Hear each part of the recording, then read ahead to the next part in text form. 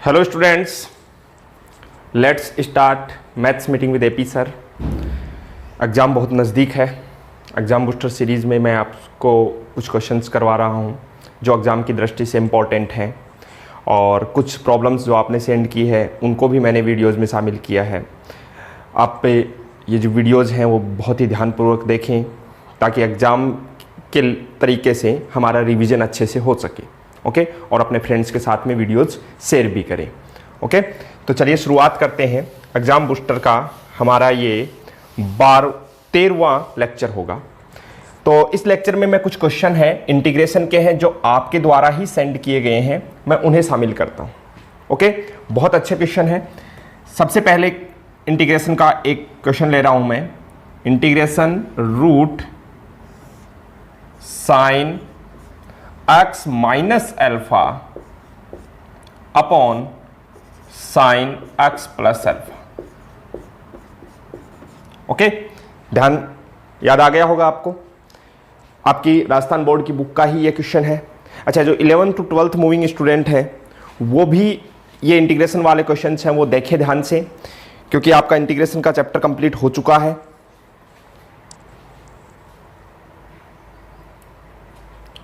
Okay, तो चलिए शुरुआत करते हैं।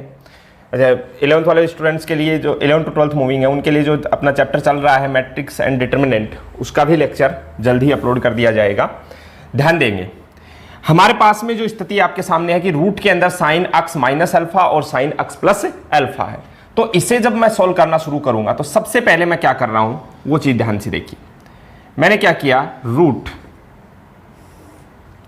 Sign x minus alpha upon sine x plus alpha, ये हमारे पास में ऑलरेडी लिखा हुआ है। ठीक है, मैंने इतना सा काम ये किया एक्स्ट्रा कि साइन x माइनस एल्फा से मल्टीप्लाई कर दिया और साइन x माइनस एल्फा से डिवाइड कर दिया। मेरे हिसाब से किसी को कोई भी समस्या नहीं होगी इसमें।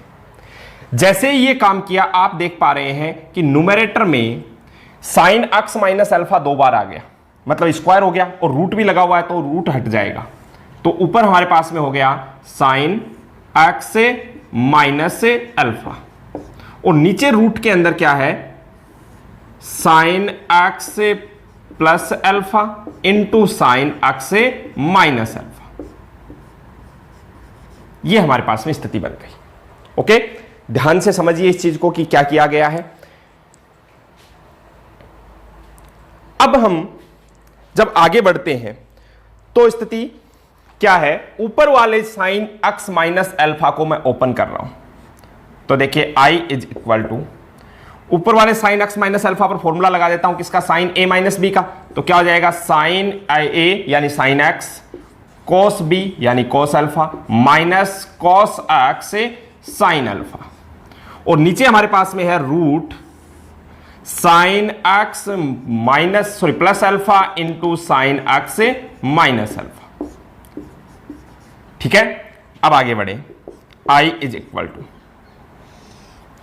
अच्छा जी, क्या यहां आकर के इस इंटीग्रेशन के 2 पार्ट किए जा सकते हैं। पहला पार्ट, अब आप एक चीज देखिए, ये जो कोस अल्फा और ये जो साइन अल्फा है ये कांस्टेंट है, क्योंकि हम इंटीग्रेशन किसके रेस्पेक्ट में कर रहे हैं, अक्स के रेस्पेक्ट में। तो यहां पर अक्स इन दोनों में है ही नहीं, तो इन्हें हम इंटीग्रेशन के बाहर लिख सकते हैं, मतलब कोस अल्फा, और इंटीग्रेशन में हमारे पास में बच गया साइन x और रूट में sine x plus alpha into sine x minus alpha. एक पार्ट तो ये हो गया। एक पार्ट यहां हुआ माइनस, यहां साइन अल्फा को मैंने इंटीग्रेशन से बाहर लिख दिया, और इंटीग्रेशन के अंदर क्या हुआ, कोस x तो ऊपर न्यूमरेटर में और डिनोमिनेटर में वही सेम टर्म, क्या, sine x plus alpha sine x से माइनस अल्फा। मेरे हिसाब से यहां तक आपको कोई समस्या नहीं आनी चाहिए। अब अगर मैं बात करूं, दोनों जगह पर आप देखिए ये दो जो इंटीग्रल है अलग अलग, इन दोनों में हमारे पास में sine x plus alpha sine x minus alpha है। अगर आपको याद हो 11th क्लास के अंदर ट्रिग्नोमेट्री में हम sign A plus B into sine A minus B का फॉर्मूला पढ़ते हैं। याद आ रहा होगा? अगर आपको फॉर्मूला याद आ रहा है तो सीधा सीधा सा हमारा फॉर्मूला क्या होता है, sine A plus B into sine A minus B is equal to sine square A minus sine square B.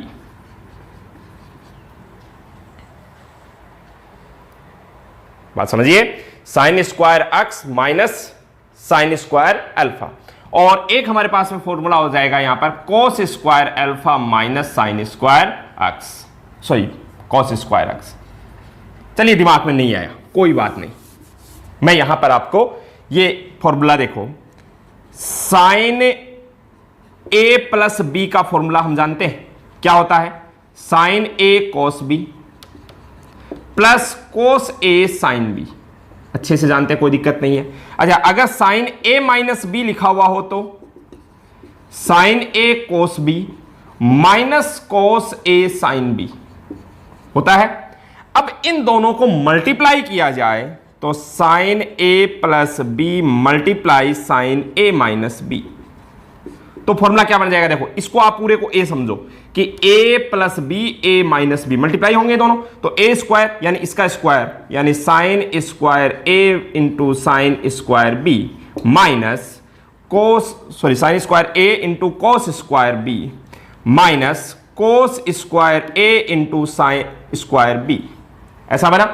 अब मैं यहां आकर के इसे केवल साइन में रखना चाहूं तो क्या हमारे पास में ये स्थिति बनेगी, sign square A into cos square B को 1 माइनस साइन स्क्वायर बी लिख सकता हूं, हाँ या नहीं?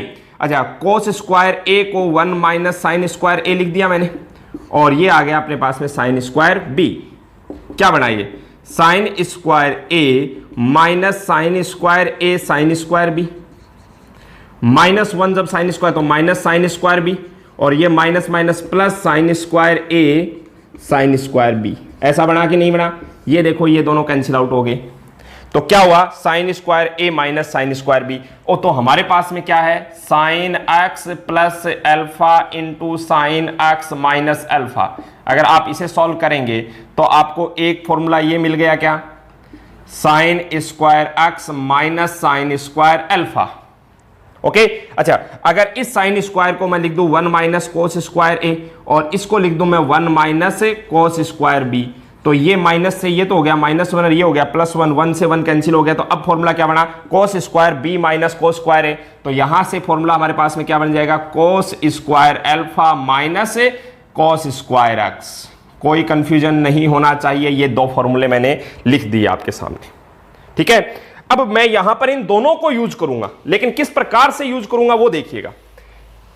पहला जो आपका पार्ट है इंटीग्रेशन का, इस पार्ट में न्यूमरेटर में यानी अंश में हमारे पास में साइन एक्स है, तो मैं आपसे ये कहूंगा कि यहां साइन एक्स रखो और नीचे फॉर्मूला लगाओ कोस वाला, तो ये क्या हो जाएगा, कॉस स्क्वायर, बोलो कॉस स्क्वायर एक्स, नहीं पहले क्या आएगा, cos square alpha minus cos square x.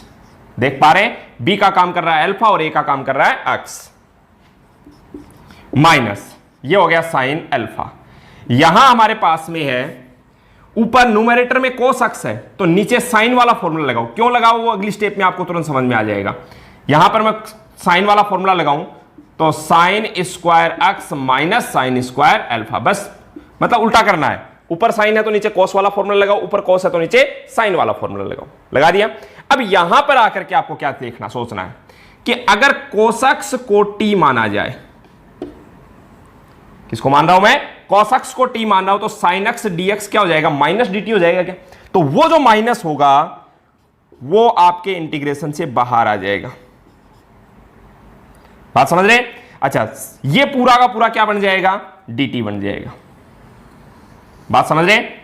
D T upon, अच्छा ये एज ए कांस्टेंट है, इसको मैं एक बार मान लो लेमडा बोल देता हूं, तो लेमडा स्क्वायर बोल दिया इसको, और ये क्या बन जाएगा, टी स्क्वायर बन जाएगा क्या, तो सोच के देखो 1 upon A square minus x square. चलो आप कंफ्यूज हो तो ए ले लो, A square minus t square, formula क्या होता है 1 upon A square minus x square, sine inverse x upon A, तो यहां पर हमारे पास में हो जाएगा साइन इनवर्स एक्स यानी टी, टी यानी कॉस एक्स अपॉन ए का काम कौन कर रहा है, कॉस अल्फा, ऐसा होगा या नहीं होगा? ठीक है, माइनस यहां पर मैं क्या कर रहा हूं, साइन एक्स को टी मान रहा हूं। इसमें एग्जाम में जब दोनों को लिखने हो तो इसको यू मान लेना और इसको वी मान लेना।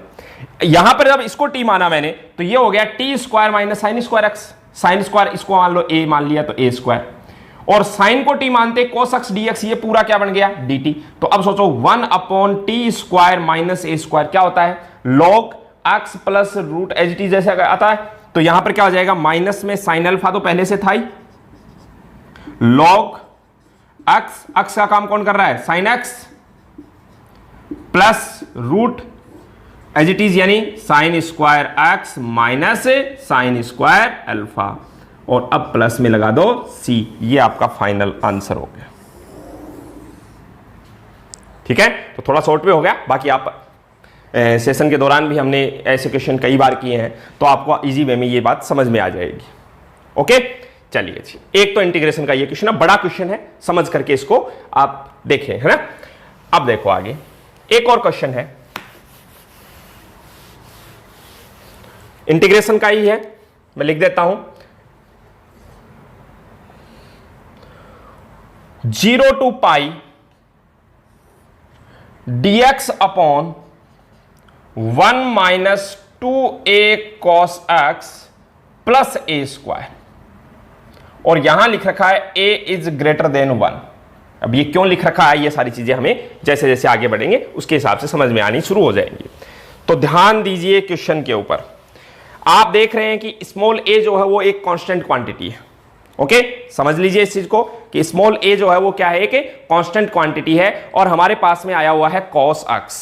अगर cos x हमारे पास में है तो क्या इस cos x की जगह पर देखिएगा, मैं इस इंटीग्रल को i नाम दे देता हूं कि i इज इक्वल टू, सीधा सा काम, कईयों के दिमाग में प्रॉपर्टी आ रही होगी, कोई दिक्कत नहीं है, लेकिन यहां पर आप देखेंगे प्रॉपर्टी अप्लाई करके देखना, 0 से a कोई मतलब नहीं निकलेगा प्रॉपर्टी का, सिर्फ इतना सा हो जाएगा कि ये माइनस है वो प्लस बन जाएगा, और कोई भी मतलब नहीं निकल के आएगा सामने।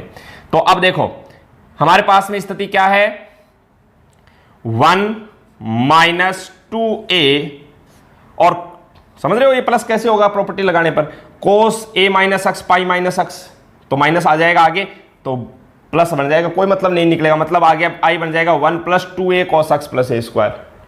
ओके, चलिए, लेकिन एक काम हम कर सकते हैं, इस cos x की जगह पर 1 minus ten square x by 2 upon 1 plus ten square x by 2 आसानी से लिख सकते हैं।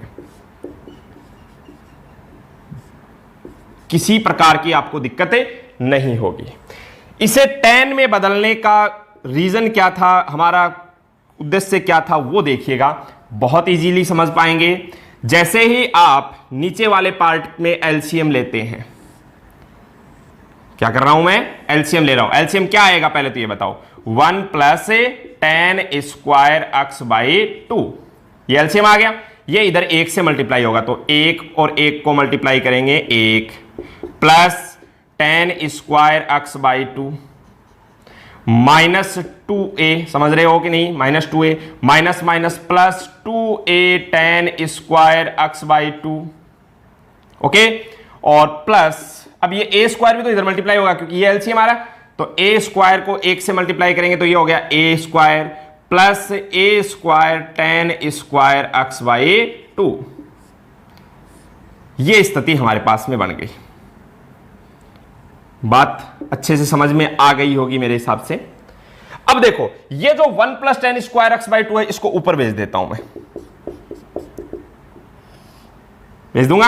अब यहां पर नीचे वाले में देखो क्या हो रहा है, कुछ टर्म्स ऐसी हैं जिनमें टेन स्क्वायर एक्स बाई 2 है। कहां कहां पर है देखो, एक तो ये रहा, एक ये रहा, और एक ये रहा, हाँ या नहीं।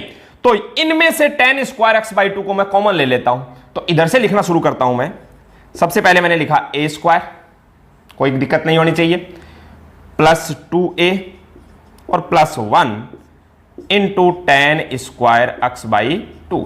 और कुछ टर्म्स ऐसी हैं जिनमें कुछ टेन वगैरह नहीं है, तो ये लिख दो एक साथ, किस किस को, a square minus 2a plus 1, और 1 plus ten square x by 2 ऊपर चला गया, कोई दिक्कत नहीं है यहां तक, ठीक है जी। अब एक काम सोचिए, ये ए स्क्वायर प्लस 2a प्लस 1, क्या मैं इसको a प्लस 1 का होल स्क्वायर लिख सकता हूं? और ये क्या है मेरे पास में tan square x by 2 plus ये देखो a square minus 2a plus 1, इसको मैं a माइनस 1 का होल स्क्वायर लिख सकता हूं। और ऊपर वाला को जो है उसको मैंने लिख दिया sec square x by 2 dx। कोई दिक्कत नहीं है, फिर से देख लो, ध्यान से देखिए, आपको इजी वे में हर बात समझ में आ जाएगी। ओके, अब मैं जो काम करने जा रहा हूं उसको देखो। मैं क्या कर रहा हूं, tan x बाई 2 को t पुट कर देता हूं। ऐसा करने पर मुझे मिलेगा sec square x by 2। Tan का डेरिवेटिव सेक स्क्वायर होता है और x बाई 2 का 1/2 होता है, 1/2 x का dx is equal to dt। मैंने एक काम किया, इधर से ये 1/2 हटा दिया, उधर 2 लगा दिया। ठीक है, कोई दिक्कत नहीं है। मतलब इस ऊपर वाले न्यूमरेटर की जगह पर 2 dt लिख सकता हूं मैं। चलिए लिख देता हूं यहां पर। ध्यान दें, लिमिट अभी 0 से पाई, 0 से पाई, 0 से पाई, सब साथ साथ ये चल रही है। यहां आकर के लिमिट चेंज हो जाएगी। कैसे चेंज हो जाएगी? हमने t किसको बोला है, tan x बाई 2 को। जब x की जगह पर 0 पुट करेंगे तो tan 0 बाई 2 यानी tan 0, t is equal to 0 आ जाएगा। और जब x की जगह पर पाई पुट करेंगे तो पाई बाई 2 यानी इनफाइनाइट, tan पाई बाई 2 इनफाइनाइट होता है। तो अब आपकी जो लिमिट है वो क्या बन जाएगी, 0 से लेकर के इनफाइनाइट तक। कोई दिक्कत नहीं है, नीचे वो 2 लाइन लिख देना कि when x is equal to 0 then t is equal to tan 0 और when x is equal to pi then t is equal to tan पाई बाई 2 यानी इनफाइनाइट। ओके, अच्छा जी, सेक स्क्वायर एक्स बाई 2 ये बन गया 2 dt, लिख दिया। ये है अपने पास में a प्लस 1 का होल स्क्वायर और इंटू में t square plus a minus 1 का होल स्क्वायर। अब कोई दिक्कत नहीं है। अच्छा जी, एक काम मैंने ये किया, इस 2 को बाहर निकाल लिया, 2 बाहर निकलाया। अच्छा, एक और काम भी किया साथ का साथ ही। मैंने क्या किया, a प्लस 1 के होल स्क्वायर को भी बाहर निकाल लिया। तो लिमिट तो वो 0 से इनफाइनाइट, यहां बना अपने पास में t स्क्वायर प्लस यहां बन गया a minus 1 upon a plus 1 का होल स्क्वायर और ऊपर 1 dt। ऐसा लिखने से पीछे मेरा उद्देश्य क्या है आप देखिएगा, 1 अपॉन एक्स स्क्वायर प्लस ए स्क्वायर, फॉर्मूला बन गया क्या, is equal to 1 upon a tan inverse x upon a. होता है या नहीं होता है? तो यहां पर x का काम कर रहा है कौन, t, तो i is equal to 2 upon A plus 1 का होल स्क्वायर, ये तो अलग हो गया। अच्छा, 1 अपॉन ए का काम ये कर रहा है पूरा, तो 1 अपॉन a यानी a minus 1 upon a plus 1। क्या मैं इसको पलट करके लिख दूं? पलट करके लिखूंगा तो क्या हो जाएगा बताओ, a plus 1 upon a minus 1 और tan इनवर्स x यानी t अपॉन a यानी a minus 1 upon a plus 1, तो a प्लस 1 को ऊपर लिख देता हूं। ठीक है, और लिमिट लगा दी मैंने 0 से लेकर के इनफाइनाइट तक। आप यहां देखेंगे कि ये a प्लस 1 की एक पावर कैंसिल आउट, तो i is equal to 2 upon a plus 1 a minus 1, क्या हो गया a स्क्वायर माइनस 1। और अब अपर लिमिट रखोगे क्या, इनफाइनाइट, तो a plus 1 into infinite, infinite upon a minus 1, ये भी इनफाइनाइट, tan इनवर्स इनफाइनाइट यानी पाई बाई 2 माइनस 0 रखोगे तो ये सब कुछ 0 हो जाएगा और tan इनवर्स 0 होता है 0। तो फाइनली हमारे पास में आंसर आ गया i is equal to pi upon a square minus 1। ध्यान दीजिए, अगर इस क्वेश्चन में यहां पर प्लस होता तो भी आप इसी प्रोसेस से चलते और आंसर यही आना था आपका। आप एक चीज सोच रहे हो, शुरू में ये a इज ग्रेटर देन 1 कैसे दिया था। यहां पर आप देखिए a square minus 2a plus 1 को मैं अगर इधर से पढ़ू 1 plus 2a minus a square plus a square, तो मैं 1 माइनस a का होल स्क्वायर भी लिख सकता हूं। लेकिन क्वेश्चन कह रहा है कि a बड़ा है, इसलिए a माइनस 1 लिखना है, बड़े में से छोटा माइनस करना है। ओके, कोई दिक्कत नहीं होनी चाहिए, फटाफट इसे नोट कर लीजिए। अगला हमारा क्वेश्चन है, उसे भी आप ध्यान से देखेंगे। क्वेश्चन कोई ज्यादा टफ नहीं है, एरिया अंडर द कर्व का। और क्वेश्चन क्या है, हमारे पास में एक तो ये दे रखा y square is equal to 2x, एक दे रखा है y is equal to 4x minus 1 और एक लिख रखा है y is greater than equal to 0। ठीक है, और आपको क्वेश्चन क्या पूछा गया है, find the area enclosed by the curve, और ये कर्व की इक्वेशन है, मतलब इन वक्रों के मध्यवर्ती क्षेत्र का क्षेत्रफल ज्ञात कीजिए। तो ध्यान से देखिए, जैसा कि मैंने आपको पहले भी कहा है कि एरिया अंडर द कर्व के क्वेश्चन आते हैं तो सबसे पहला टारगेट डायग्राम बनाना। अगर डायग्राम बनाएंगे रफ, लेकिन थोड़ा सा समझदारी के साथ में हम डायग्राम बनाएंगे, अगर आपका डायग्राम सही बन गया इसका मतलब आपके क्वेश्चन के सही होने के चांसेस काफी ज्यादा बढ़ गए। तो सबसे पहले हमारे पास में है y square is equal to 2x। जिन स्टूडेंट्स को 2D के कंसेप्ट क्लियर हैं उनको पता होना चाहिए कि ये जो आपके पास में y square is equal to 2x है, ये एक पैराबोलिक इक्वेशन है, एक परवलय का समीकरण है। और वो भी परवलय किस प्रकार का, एक ऐसा पैराबोला जो एक्स एक्सिस के साथ में सिमेट्रिक है और पॉजिटिव एक्स एक्सिस के साथ में। अब मान लो कि आपको ये कंसेप्ट याद नहीं आते, मैं यहां x लिख देता हूं, यहां y लिख देता हूं। x एक्सिस की इक्वेशन होती है y इज इक्वल टू 0 और y एक्सिस की इक्वेशन होती है x इज इक्वल टू 0। समझिए, अगर मैं इसका ग्राफ बनाने की सोचूं बिल्कुल बिना किसी प्रकार के कंसेप्ट को याद रखे, तो मेरे पास में तरीका क्या है, मैंने x और y की टेबल बना ली।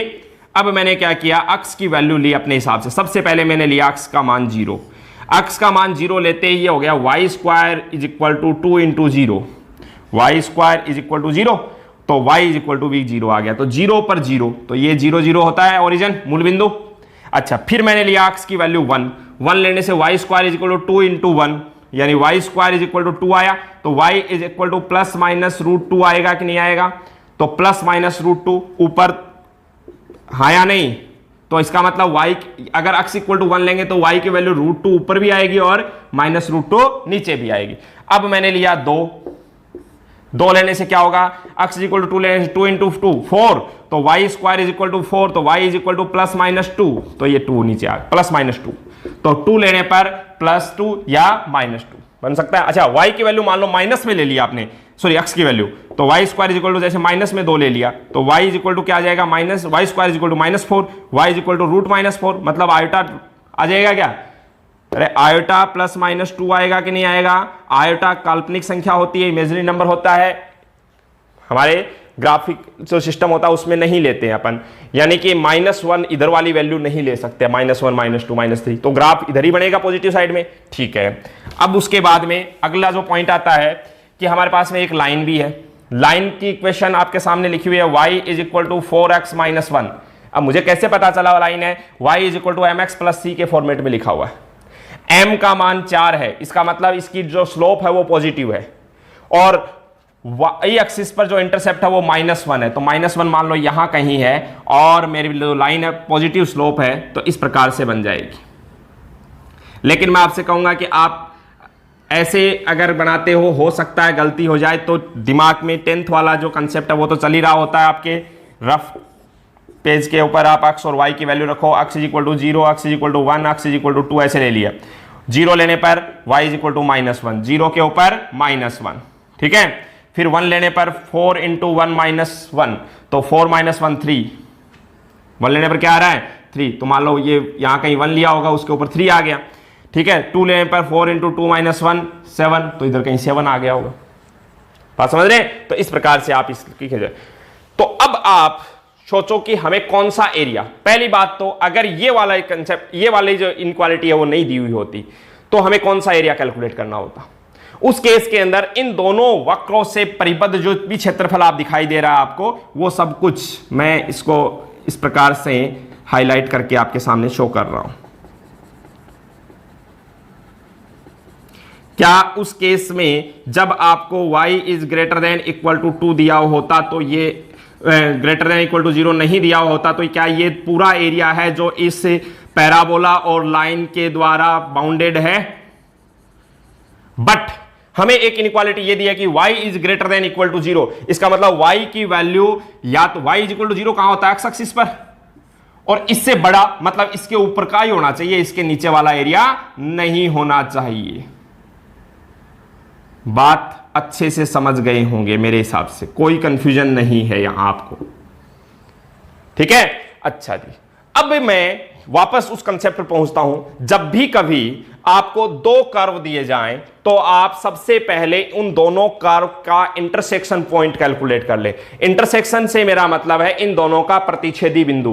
प्रतिच्छेदी बिंदु एक तो ये है और एक ये है, दो ही तो हैं। आप इसको इंटरसेक्शन पॉइंट थोड़ी कहेंगे, ये तो इस लाइन और एक्स एक्सिस का इंटरसेक्शन पॉइंट है। लाइन और पैराबोला जो है वो दो जगह पर आपको कट करते हुए नजर आ रहे हैं इजीली। इस पॉइंट को P नाम दे देता हूं और इस पॉइंट को Q नाम दे देता हूं। अब इन दोनों के कोऑर्डिनेट, इन दोनों के निर्देशांक कैसे ज्ञात करने हैं? इन इक्वेशन से। समझ रहे हो कैसे ये इक्वेशंस अपने सामने हैं? आप देख पा रहे हैं कि मेरे पास में लिखा हुआ है पहले y स्क्वायर, बस बिल्कुल मैं रफ कैलकुलेशन करके दिखा रहा हूं। y square is equal to 2x, ठीक है, और y is equal to 4x minus 1। मैं इस इक्वेशन को 2 से मल्टीप्लाई कर दूं तो 2y square is equal to 4x हो जाएगा क्या? अब 4x की जगह पर क्या लिख दो? 2y स्क्वायर लिख दो। तो y is equal to 2y square minus 1, तो ये हो गया 2y स्क्वायर, ये इधर गया माइनस y, बात समझ रहे हो, और माइनस 1 इज इक्वल टू 0। आप देख पा रहे हैं 2y स्क्वायर, इस माइनस y को माइनस का 2y प्लस 1 लिख सकता हूं क्या? Sorry, minus 2y plus y minus 1 is equal to 0। इन दोनों में से मैंने 2y को कॉमन ले लिया तो 2y minus 1 plus y minus 1 और plus y minus 1 is equal to 0। तो y माइनस 1 कॉमन आ गया, 2y plus 1 is equal to 0।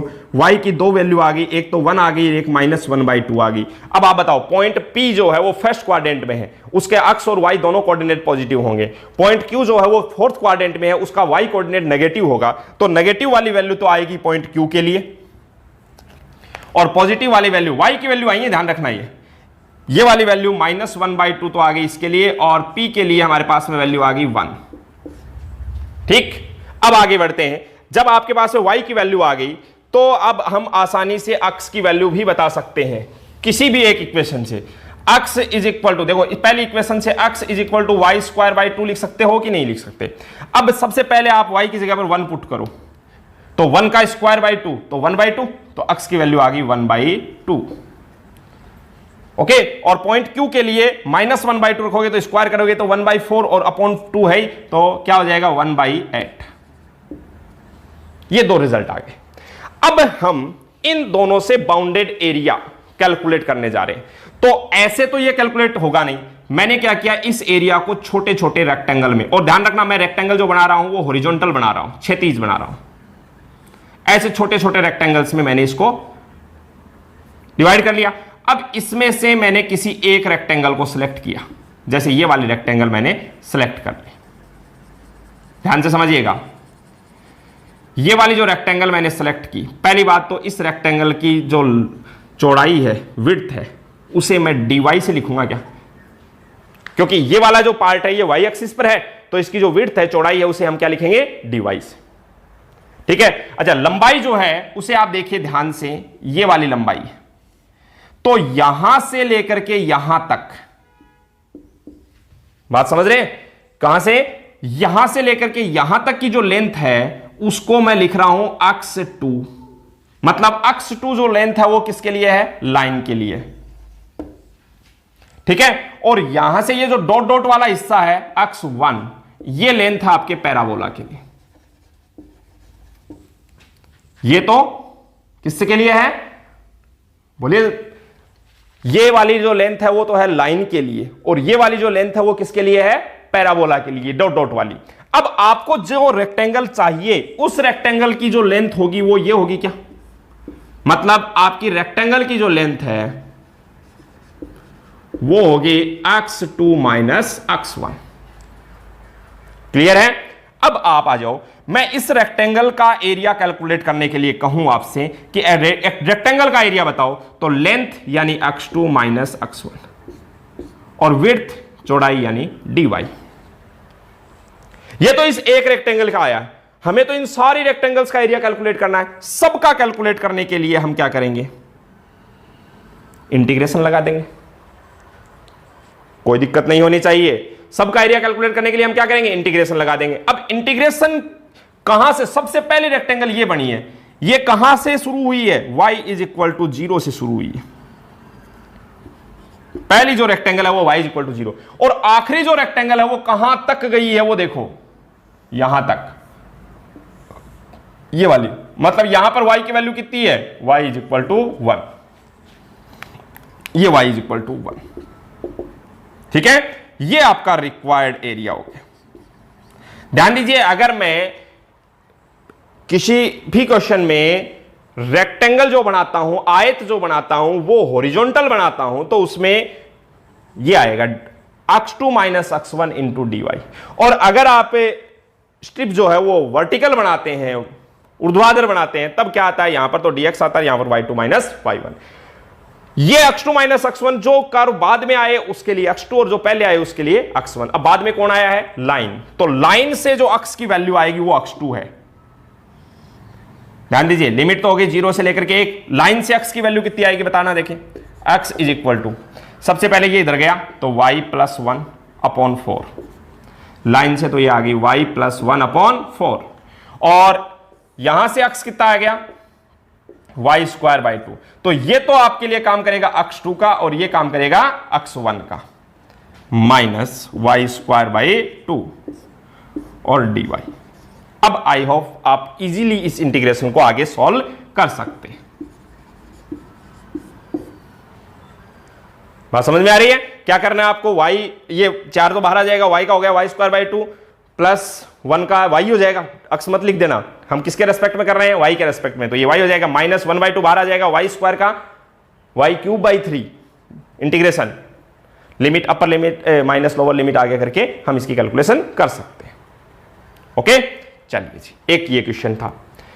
एक और क्वेश्चन है, वो भी इसी टॉपिक में से है और अच्छा क्वेश्चन है, तो मैं आपके सामने सॉल्व कर रहा हूं। क्वेश्चन अपने पास में लिखा हुआ है, एक तो कर्व दे रखा है y square is equal to 2ax minus x square, ठीक है, और एक आपको कर्व दे रखा है y square is equal to ax। 2D का कंसेप्ट आपके दिमाग में होता है तो हम इसको आसानी से पैराबोला कह सकते हैं कि ये पैराबोला है, ठीक है। और अगर इसका मैं डायग्राम बनाने की कहूं तो भी आप आसानी से, y पर 2 पावर है ना, तो y पर 2 पावर है तो पैराबोला इस प्रकार का बन जाएगा।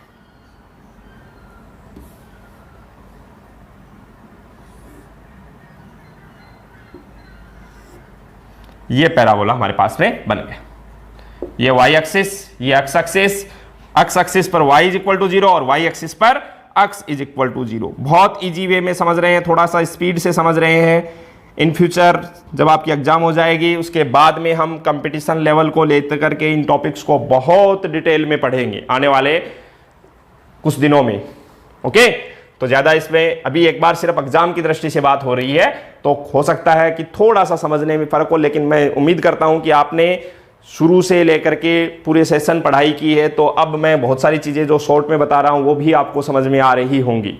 ओके, चलिए जी, ये जो कर्व है ये हमारे लिए थोड़ा सा टेढ़ा काम है, इसे हम नहीं समझ पा रहे, लेकिन 1 मिनट में आप समझ जाओगे। मैंने क्या किया, सब कुछ उस साइड में लेके चला गया, तो ये x स्क्वायर उधर गया, ये 2ax उधर गया तो माइनस 2ax, और पहले से उधर y स्क्वायर था is equal to 0।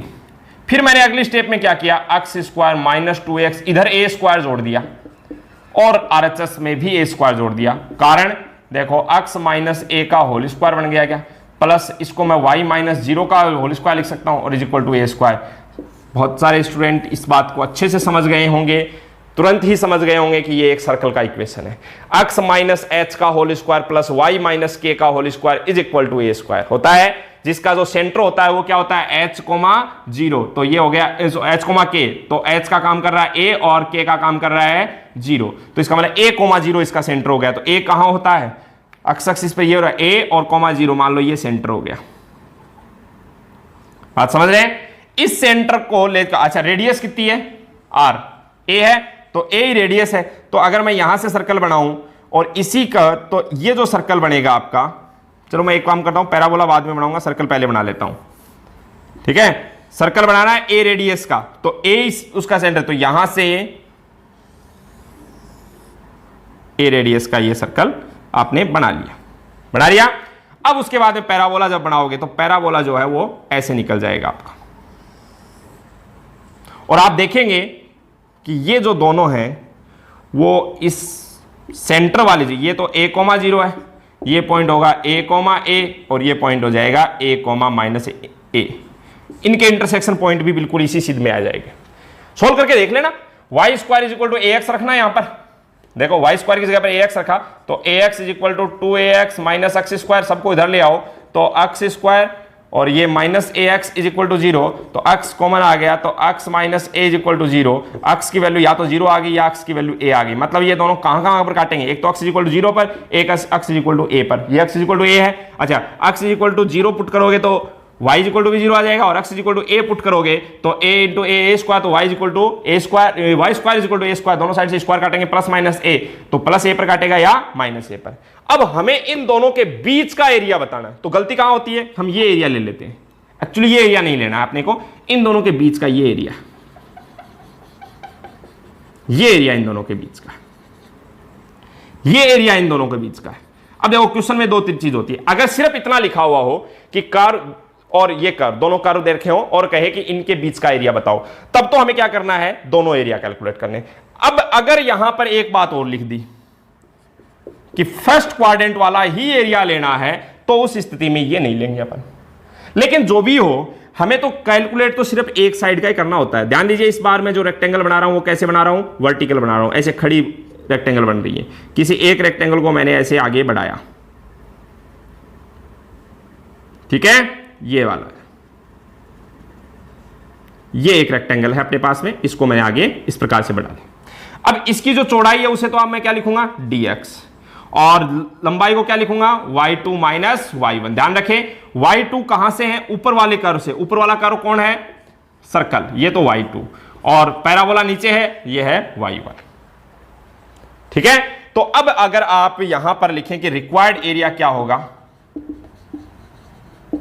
Is equal to, पहली बात तो ये कहां से शुरू होंगी, 0 पर, x इज इक्वल टू 0 से शुरू होंगी और मैक्सिमम कहां तक जाएंगे, यहां तक। यहां पर x की वैल्यू कितनी है, a, y2 minus y1 into dx, ठीक। अब ये लिख रहा हूं मैं, देखो 0 से a, y2 यानी कि सर्कल से, सर्कल है ना ऊपर, अब सर्कल के इक्वेशन से y का मान यहां से याद करो, देखो इसको लिखने की जरूरत नहीं है, y माइनस 0, ये y स्क्वायर है, y का मान क्या आ जाएगा बताओ सर्कल के इक्वेशन से, सबसे पहले तो ये उधर जाएगा, तो ये हो गया a square minus x minus a का होल स्क्वायर, ठीक है, और फिर y पर स्क्वायर है तो रूट भी लग जाएगा, ओके। अच्छा, माइनस y1, अब y1 यानी कहां से है, पैराबोला से, पैराबोला से y की वैल्यू आप आसानी से बता सकते हो कितनी है, root a into root x। थोड़ी सी कैलकुलेशन बड़ी हो जाएगी लेकिन हम इसको कर सकते हैं। यहां तो कौन सा फॉर्मूला लग जाएगा, root a square minus x square. ध्यान रखिए x का जो काम कर रहा है वो कौन कर रहा है, x माइनस a, तो जानते हो बड़े वाला फॉर्मूला होता है x by 2 root a square minus x square plus a square by 2 sine inverse x upon a। और यहां पर आप रूट a को तो बाहर निकाल लेंगे, रूट x का क्या हो जाएगा, x की पावर 3/2 अपॉन 3/2 यानी 2/3 बन जाएगा वो। फिर आपको अपर लिमिट रखनी है माइनस लोअर लिमिट रखनी है, और कैलकुलेशन बहुत सावधानी से करनी है ताकि आपके आंसर गलत नहीं हो। अगर थोड़ी सी भी मिस्टेक कर दी आपने प्लस माइनस की तो आंसर गलत हो जाता है, ठीक है। तो मैं इस पर थोड़ा टाइम ज्यादा नहीं लगाऊंगा, आप आसानी से इसकी कैलकुलेशन कर सकते हैं, ओके। और अगर आपको फिर भी समझ में नहीं आता है तो आप कमेंट बॉक्स में या फिर व्हाट्सएप पर सेंड कर देंगे कि इस क्वेश्चन को वापस समझाया जाए, ठीक है। अच्छे से कर लेना, लेकिन समझ पा रहे, चलिए जी। इसके बाद में एक क्वेश्चन और है हमारे पास में, जो कि अभी हमने टॉपिक पढ़ा ना, टेंजेंट एंड नॉर्मल। अच्छा, टेंजेंट, ये जो अपना टॉपिक है अवकलज के अनुप्रयोग, इसमें से मैंने 3 पार्ट करवा दिए, tangent, normal, increasing decreasing, maxima minima. 2 part जो बच जाते हैं उनमें से मेरे हिसाब से तो ऐसा कोई क्वेश्चन होना नहीं चाहिए जो आपसे नहीं पूछा जाए, आपसे नहीं हो। फिर भी अगर आपको कोई डाउट रहता है किसमें, अप्रोक्सीमेशन में और रेट ऑफ चेंज में, तो आप आसानी से उसको पहली बात तो सोल्व कर लेंगे। अगर नहीं हो पाता है तो आप व्हाट्सएप पर सेंड कर देंगे, पर्टिकुलर क्वेश्चन सेंड कर देंगे ताकि कल के लेक्चर में उसको शामिल कर लिया जाए। अगला जो क्वेश्चन है वो थोड़ा सा समझने लायक क्वेश्चन है, और समझिए उसको। हमारे पास में एक वक्र दे रखा है, एक कर्व दे रखा है, क्वेश्चन को समझ लीजिए। क्वेश्चन में एक कर्व दे रखा है, root x minus root y is equal to root a। अपनी जो राजस्थान बोर्ड की बुक है उसके 8वां जो चैप्टर है उसके जो मिसलेनियस एक्सरसाइज है विविध प्रश्न वाला, उसमें ये क्वेश्चन दे रखा है। क्वेश्चन कह रहा है कि इस कर्व के किसी पॉइंट P पर, किसी भी पॉइंट, तो मैंने मान लिया पॉइंट x1, y1, ठीक है, किसी पॉइंट P पर टेंजेंट ड्रॉ करनी है, स्पर्श रेखा खींचनी है। और तो आपने क्या किया, इसका एक रफ डायग्राम बनाया मैंने। मान लो ये तो है y एक्सिस, समझिए पूरा क्वेश्चन ढंग से, इधर बना देता हूं। ये तो है y एक्सिस, ये x एक्सिस है, ठीक है। अब इस जो कर्व है, इस कर्व को मैं ऐसे से बना रहा हूं, एक रफ डायग्राम बना रहा हूं, आप ये मत समझना, हालांकि अगर देखेंगे तो ऐसा सा ही इसका ग्राफ बनेगा, बट मैं एक बार रफ डायग्राम बना देता हूं इसका।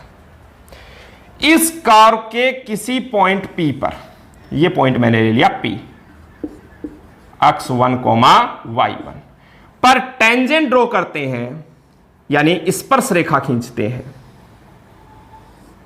वो टेंजेंट OX, कैपिटल X लिखा हुआ है, और OY एक्सिस को पॉइंट P और पॉइंट Q पर मिलती है। यह आपके क्वेश्चन में कहा गया। बात समझ आएंगे? राजस्थान बोर्ड की बुक का क्वेश्चन है कि ये जो कर्व है, इसके किसी पॉइंट, अभी पॉइंट दे रखा नहीं रखा था, तो हमने उस पॉइंट के कोऑर्डिनेट मान लिए क्या, x1, y1। क्वेश्चन कह रहा है कि ये जो आपका कर्व है, इस पर के किसी पॉइंट P पर टेंजेंट है, वो OX और OY को क्रम से पॉइंट P और पॉइंट Q पर मिलती है, ठीक है। अब आपसे पूछूं, अच्छा प्रूव क्या करना है आपने को? प्रूव करना है OP प्लस OQ, इधर लिख देता हूं, आपको प्रूव करना है OP plus OQ is equal to small a, जहां O क्या है, ओरिजिन है, मूल बिंदु है। ओके, क्लियर है क्वेश्चन? अब समझो, मान लो कि आपको यह कहता है कि यह कर्व है और इस कर्व के ऊपर आपको टेंजेंट ड्रॉ करनी है, तो सबसे पहले कर्व की इक्वेशन पर आ जाओ। नंबर 1, क्या आपका पॉइंट P कर्व के ऊपर है? कर्व पर है तो आपका पॉइंट P जो है वो इस कर्व की इक्वेशन को सेटिस्फाई करेगा कि नहीं करेगा? सेटिस्फाई करेगा। तो क्या x की जगह पर x1 माइनस y की जगह पर y1 is equal to √a। क्या ये आपकी इक्वेशन नंबर 1 बन गई क्या? कोई दिक्कत नहीं है? अच्छा जी। नंबर 2 पॉइंट, आपको स्पर्श रेखा की बात करनी है, टेंजेंट की बात करनी है, तो इसका मतलब जो कर्व है उसकी इक्वेशन को क्या करें, डिफरेंशिएट करें। डिफरेंशिएट करेंगे तो क्या हो जाएगा बताओ? √x का डेरिवेटिव क्या होता है? 1/2 √x माइनस √y का 1/2 √y, लेकिन y का करने हैं, इसका मतलब dy/dx भी लिखेंगे, इज इक्वल टू √a का 0। यहां से बताना मुझे, ये सब कुछ उधर चला जाए और 2 कैंसिल हो जाए, तो dy/dx इज इक्वल टू, इधर ही लिख देता हूं, dy/dx is equal to √y upon √x। बचा कि नहीं बचा? हाँ या नहीं? अच्छा जी। अब मैं आपसे पूछूं कि बताओ स्लोप ऑफ टेंजेंट क्या होती है? मतलब स्पर्श रेखा की प्रवणता m is equal to dy/dx होता है क्या? लेकिन कौन से पॉइंट पर? पॉइंट हमने माना है x1, y1, तो क्या हो जाएगी आपकी स्लोप? √y1 upon √x1। कोई दिक्कत नहीं है, स्लोप ऑफ टेंजेंट आ गई। अब मैं आपसे अगला पॉइंट पूछ लेता हूं, इक्वेशन ऑफ टेंजेंट, मतलब स्पर्श रेखा की समीकरण।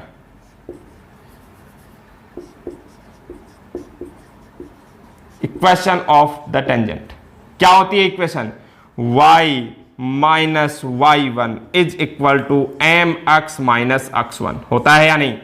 यहां से अगर मैं सॉल्व करूं तो y minus y1 is equal to m की जगह पर मैं √y1 अपॉन √x1 लिख सकता हूं। कोई दिक्कत? अच्छा जी। और x माइनस x1, मेरे हिसाब से किसी को कोई दिक्कत नहीं होनी चाहिए। अब आपसे पूछा जाए कि इसको आगे सॉल्व करते चलो, इसको जब आगे सॉल्व करूंगा तो √x1 इधर मल्टीप्लाई हो जाएगा क्या? √x1 इंटू y, ठीक है, माइनस √x1 इंटू y1, ठीक है, is equal to x √y1। कोई दिक्कत है क्या? देख लीजिए, x √y1 या y √y1 पहले लिखो, √y1 इंटू x, ओके। और ये क्या हो जाएगा?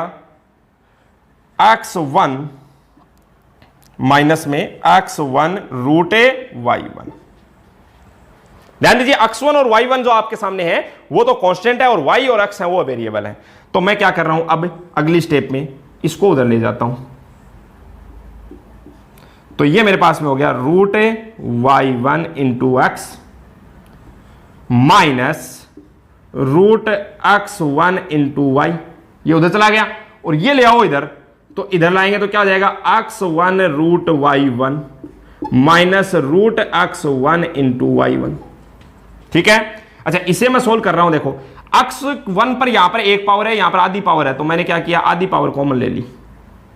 y पर आधी पावर ये रही, एक पावर ये रही, तो मैंने आधी पावर कॉमन ले ली।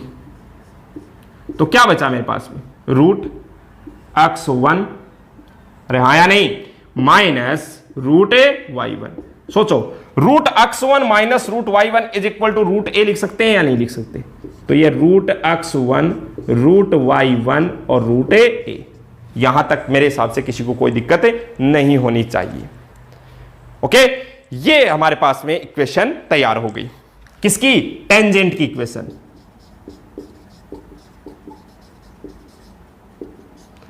Root y1 into x minus root x1 into Y.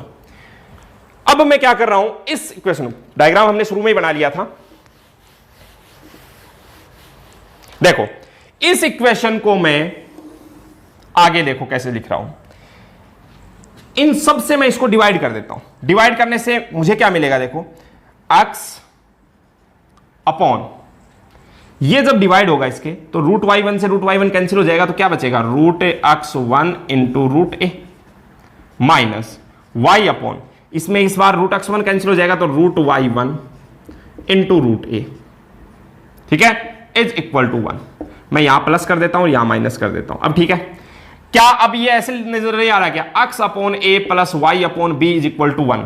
तो ये क्या है, रूट x1, ये आपका x इंटरसेप्ट है क्या, x अंतःखंड, और ये क्या है, y इंटरसेप्ट। अभी अभी डायग्राम जो बना हुआ था, एक बार मैं छोटा सा वापस बना देता हूं उसको। डायग्राम जो बना हुआ था उसमें जो आपकी टेंजेंट थी, ये टेंजेंट है, ये टेंजेंट का x एक्सिस पर जो इंटरसेप्ट है वो OP था क्या, यहां से यहां तक का, और y एक्सिस पर जो इंटरसेप्ट है वो क्या है, OQ है क्या। इसका मतलब ये वैल्यू तो किसकी होगी, OP की, और ये वैल्यू किसकी होगी, OQ की। हाँ या नहीं? तो अब अगर मैं आपसे कहूं कि OP प्लस OQ करो, अरे P और Q क्या थे, वो पॉइंट थे जहां पर लाइन जो है वो आपको x एक्सिस और y एक्सिस पर काटती है। तो O से लेकर के P तक तो हो गया x अंतःखंड, और O से लेकर के Q तक हो गया y अंतःखंड। तो अब आप देख रहे हैं कि ये हमने इंटरसेप्ट फॉर्म में, जो लाइन की इक्वेशन हमने ज्ञात की थी उसको हमने इंटरसेप्ट फॉर्म में लेके आ गए, अंतःखंड रूप में ले आए, x upon a plus y upon b is equal to 1। अब आप OP और OQ की वैल्यू यहां पर पुट करेंगे, root x1 into root a minus root y1 into root a। समझ रहे हो कि नहीं, ये माइनस में है, यहां से रूट a कॉमन आ रहा है, ये बच रहा है root x1 minus root y1। फिर से इक्वेशन नंबर 1 पर जाओ, root x1 minus root y1 is equal to root a, तो root a into root a is equal to a हो गया, और यही आपको प्रूव करना था। ओके, तो आई होप आप अच्छे से इस चीज को समझ गए होंगे। और भी अगर कोई डाउट है तो 1-2 दिन का टाइम है, आप सेंड कर दीजिए। ओके, और साथ ही साथ कल जो है 1-2 दिन के लिए आपके एग्जाम तक अपन अपने जो APS स्कूल का जो चैनल है उस पर भी लाइव क्लास लेंगे 2-3 घंटे की, जिसमें एग्जाम में पेपर कैसे आपको कवर करना है वो सब बातें मैं आपको बताऊंगा। और उसमें जो कुछ इंपॉर्टेंट क्वेश्चंस, तो आप लोगों ने जो APS का चैनल है उसे भी सब्सक्राइब कीजिए और उस पर लाइव क्लास अटेंड कीजिए।